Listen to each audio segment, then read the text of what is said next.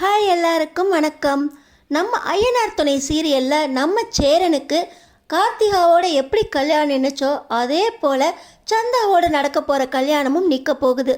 சேரன் சந்தா கல்யாணம் எந்த காரணத்தினால நிற்க போகுது தெரிஞ்சுக்கிறதுக்கு இந்த வீடியோக்கு ஒரு லைக் போட்டுக்கோங்க. ஸோ பார்த்தீங்கன்னா நம்ம நடேசன் அப்பா கிட்ட அனீஸ் பையா பேசும்போது இன்னொரு 10 நாளில் நானே சந்தாவை கூட்டிகிட்டு வரேன்னு சொன்னதுக்கப்புறம் தான் என் சொந்தக்காரங்க பீகாருக்கே திரும்பி போனாங்க. இன்னும் 10 நாள் சமாளிக்கலாம், அதுக்கப்புறம் என்ன பண்ண போகிறேனோ தெரியல அப்படின்னு சொன்னதுனால நடேசன் அப்பா சேரன் அண்ணா கிட்ட நீ எப்போ சந்தாவை கல்யாணம் பண்ணிக்க போகிற அப்படின்னு கேட்குறாரு. இப்போ தான் நம்ம சேரன் அண்ணாக்கும் ஞாபகம் வருது.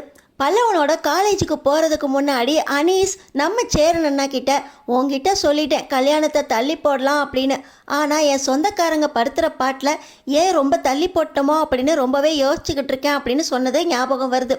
இப்போ பார்த்தீங்கன்னா நம்ம சேரன் அண்ணாவும் சந்தாவை நான் கண்டிப்பாக கல்யாணம் பண்ணிக்குவேன் அப்படின்னு சொல்ல நீ தான் அவளை கல்யாணம் பண்ணிக்க போகிறேன்னு உறுதியாயிடுச்சுல்ல, அப்புறம் எதுக்கு கல்யாணத்தை தள்ளி போடுற? சந்தா பொண்ணு ரொம்ப நல்ல பொண்ணு தானே, கல்யாணம் பண்ணிக்க வேண்டியதானே அப்படின்னு நம்ம நடேசன் அப்பா கேட்குறாரு.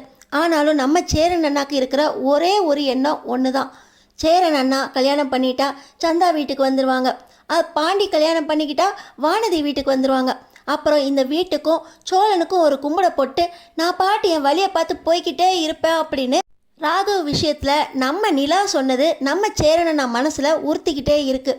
எங்கள் சந்தா வீட்டுக்கு வந்துட்டா நம்ம நிலா வீட்டை விட்டு போயிடுவாங்களோன்னு பயந்துக்கிட்டு கண்டிப்பாக கல்யாணம் பண்ணிக்கிறேன், ஆனால் இப்போ வேண்டாம் அப்படின்னு நம்ம சேரனா தயங்கி நிற்க அதெல்லாம் கிடையாது, கல்யாணத்தை பண்ணு, இல்லாட்டினா சந்தாவை பீகாருக்கு அவங்க அண்ணங்காரங்க இழுத்துட்டு போயிடுவானுங்க, அவ்வளோதான், மாமனுக்கு கல்யாணமும் பண்ணி வச்சுருவாங்க அப்படின்னு நடேசனப்பா சொன்னதை கேட்டு நம்ம நிலாவும் நீங்கள் கல்யாணம் பண்ணிக்கோங்கண்ணா, நடக்கிறத பார்த்துக்கலாம், சந்தாவும் எவ்வளோ நாள் தான் பயந்து பயந்து வாழ்ந்துக்கிட்டு இருப்பாங்க அப்படின்னு நிலா எடுத்து சொன்ன உடனே நடேசன் அப்பாவும் கல்யாணத்துக்கு அவரை வழியை பாருங்க அப்படின்னு சொல்ல செலவுக்கு என்ன பண்ணுறது அப்படின்னு நம்ம சேரனா மறுபடியும் தட்டி கழிக்கிறாங்க.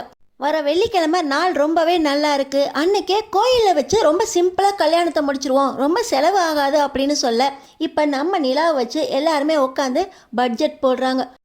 தாலிக்கு சாப்பாட்டுக்கு அப்படின்னு ஒவ்வொன்றா பட்ஜெட் போட்டு 3 லட்ச ரூபா, இதோட இன்னும் நகை தாலி இதுக்கெல்லாம் பட்ஜெட் போட்டோம்னா 8 லட்ச ரூபா வேணும் அப்படின்னு நம்ம நிலா சொல்ல அவ்வளோ காசுக்கு எங்கெங்க போகிறது அப்படின்னு நம்ம சோழன் சொல்ல உன் கல்யாணத்துக்கு அண்ணன் செலவு பண்ணிச்சு, நீ தானே சொன்ன சேரனா கல்யாணத்துக்கு எவ்வளவு லட்சம் செலவானாலும் நான் பார்த்துக்கிறேன் அப்படின்னு, இப்போ என்ன அவ்வளோ காசுக்கு எங்கே போகிறது அப்படின்னு கேட்குறா அப்படின்னு பாண்டி சொல்கிறாரு. இன்னொரு பக்கம் நம்ம நிலா சம்பாரிச்ச காசெல்லாம் என்ன தான் பண்ணீங்க, சேர்த்து வச்சிங்களா இல்லையா, இப்படி வீட்டில் விசேஷம் நடக்கிறப்ப செலவு பண்ண வேண்டாமா, எங்கே போகிறதுன்னு கேட்டால் என்ன அர்த்தம் அப்படின்னு நம்ம நிலா சத்தம் போட இப்போ பார்த்திங்கன்னா நம்ம அங்கே இங்கேன்னு திரட்டி சேர்த்து வச்சது ஒரு 3-4 லட்ச ரூபா வரும், அதுக்கு மேலே என்ன பண்ணுறது அப்படின்னு நம்ம சோழன் மறுபடியும் சொல்கிறாரு. இப்போ நம்ம நடேசன் அப்பா நகையை பற்றி யாருமே கவலைப்பட வேண்டாம், நகைக்கு நான் பொறுப்பு, தாலி செயின் நான் போட்டுக்கிறேன், நீங்கள் மற்ற செலவை பாருங்கள், கோயிலில் போய் சொல்லி உங்கள் கல்யாண முகூர்த்தத்துக்கு டைமை ஃபிக்ஸ் பண்ணிடுங்க, சந்தாவுக்கும் அனீஸ் பையாவுக்கும் ஞாபகப்படுத்தி நேராக கோயிலுக்கு வர வச்சிருங்க, கல்யாணத்தை முடிச்சிடலாம், மிச்சம் மற்ற வேலைகள் எல்லாத்தையுமே அனந்தமிங்க 3 பேரும் சேர்ந்து பாருங்கள், டக்கு டக்குன்னு வேலையை பார்த்தா தானே கல்யாணம் முடிக்க முடியும் அப்படின்னு நம்ம நடேசனப்பா ஒவ்வொரு வேலையாக பார்த்து பார்த்து சொல்ல இங்கே சோழனும் பாண்டியும் பரபரன்னு வேலை பார்க்குறாங்க.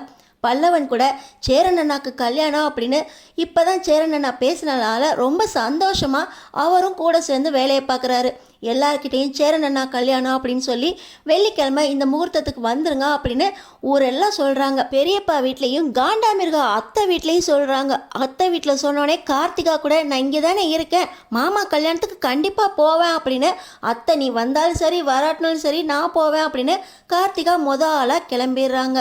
சொன்ன கல்யாண நாள் வேலையும் வருது, எல்லாருமே ஒன்று கூடிட்டாங்க. வெள்ளிக்கிழமை முகூர்த்த நேரம், ஆனால் சந்தாவை மட்டும் இன்னும் காணலை. ஊரெல்லாம் ஒன்று கூடி பேச ஆரம்பிச்சிட்டாங்க. என்னைக்கு ஐயனார் துணை வீட்டில் பொண்ணு வந்து தங்குச்சு, ஏதோ இந்த பொண்ணு அதிர்ஷ்டவசமாக இத்தனை மாதமாக தங்கியிருக்கா அப்படின்னா இன்னொரு பொண்ணு வந்துருமா அப்படின்னு தப்பாக பேசுகிறாங்க.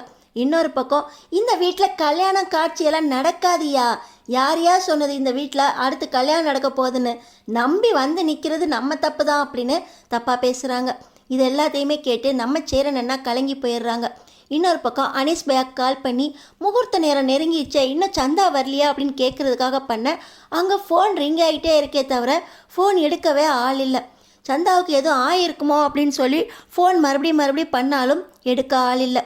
இங்கே கல்யாண நேரம் முகூர்த்தம் தாண்டினோடனே ஊர் மக்கள் பேச்சை கேட்டு எல்லாருமே ரொம்ப சோகமாக வெளியேற, இன்னொரு பக்கம் சந்தாக்கு என்ன ஆச்சு, ஏன் வரல, ஏன் ஃபோன் ரிங் ஆனாலும் எடுக்கல அப்படின்னு பரபரப்போட நம்ம சோழன், சேரன், பாண்டி, பல்லவா எல்லாருமே நம்ம சந்தா வீட்டுக்கு போகிறாங்க. அங்கே போய் பார்த்தா வீடெல்லாம் திறந்து கிடக்கு. துணிமணிகள் எல்லாமே அங்கே இங்கேயும் செதறி கிடக்கு. கல்யாண கோலத்தோடு வந்திருக்கோம், இங்கேயும் கல்யாண துணிகள் தான் எல்லாம் செதறி கிடக்கு. சந்தாக்கு என்ன ஆச்சு, ஏன் இப்படியெல்லாம் செதறி கிடக்கு அப்படின்னு எல்லாருமே பதட்டமாக இருக்காங்க. அந்த நேரத்தில் தான் பக்கத்து வீட்டில் இருக்கிறவங்க, இங்கே நான் ஒரு 4 பேர் வந்தாங்கய்யா, வந்தவங்க எல்லாருமே ஒன்றா சேர்ந்து அனீஸா அடித்து போட்டாங்க. அந்த பொண்ணு பரபரான்னு ஓடிச்சு, பின்னாடியே 4 பேர் துரத்திக்கிட்டே போயிட்டாங்க. நாங்கள் போலீஸை கூட கூப்பிட்டோம், இன்னும் போலீஸ்காரங்களே வரல, நீங்கள் தான் வந்திருக்கீங்க அப்படின்னு பக்கத்தில் சொல்கிறாங்க. 4 பேர் வந்தாங்களா? ஒருவேளை அன்னைக்கு சந்தாவை தேடி வந்தாங்களே மாமங்களும் அவங்க சொந்தக்காரங்களும் பீகார்லேருந்து, அவங்களே சொல்லாமல் கொல்லாமல் வந்து அனீஸையும் அடித்து போட்டு சந்தாவை தூக்கிட்டு போகிறதுக்காக வந்திருக்காங்களோ? இந்த நேரத்தில் நம்ம கல்யாணத்தை ஃபிக்ஸ் பண்ணி ஃபோனையும் பார்க்கவே இல்லையே, என்ன ஆச்சு, அனீஸ் ஃபோனுக்கு என்ன ஆச்சு அப்படின்னு பார்த்தா அனீஸ் அங்கே இல்லை. அங்கேயும் இங்கேயும் ரத்தம் கிடக்கிறதோட அனீஸோட ஃபோனும் அந்த பக்கமாக கிடக்கு. சந்தாவை காப்பாற்றுறதுக்காக தான் அனீஸ் போயிருக்கணும்.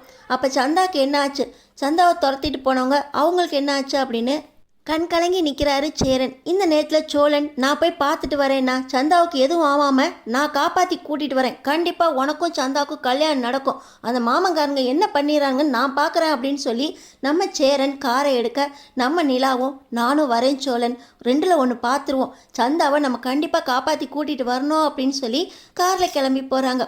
இன்னொரு பக்கம் வானதி வண்டி எடுத்துகிட்டு வர, நம்ம பாண்டி கூட ஒன்றா சேர்ந்துக்கிட்டு நம்ம 2 பேரும் ஒன்றா சேர்த்து போய் தேடுவோம் பாண்டி அப்படின்னு இவங்க 2 பேரும் கிளம்பிடுறாங்க. நடேசன் அப்பாவும் நம்ம சேரன் அண்ணாவுக்கும் என்ன பண்ணுறதுனே தெரில, கலங்கி போய் நிற்கிறாங்க.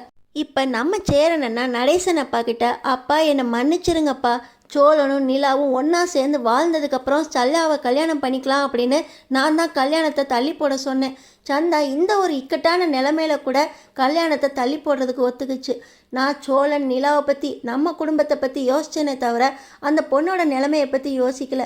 இப்போ அந்த பொண்ணு எங்கே போச்சோ, என்ன ஆச்சோ, மாமங்காரங்க என்ன பண்ணாங்களோ தெரியலையே அப்படின்னு அழுவ.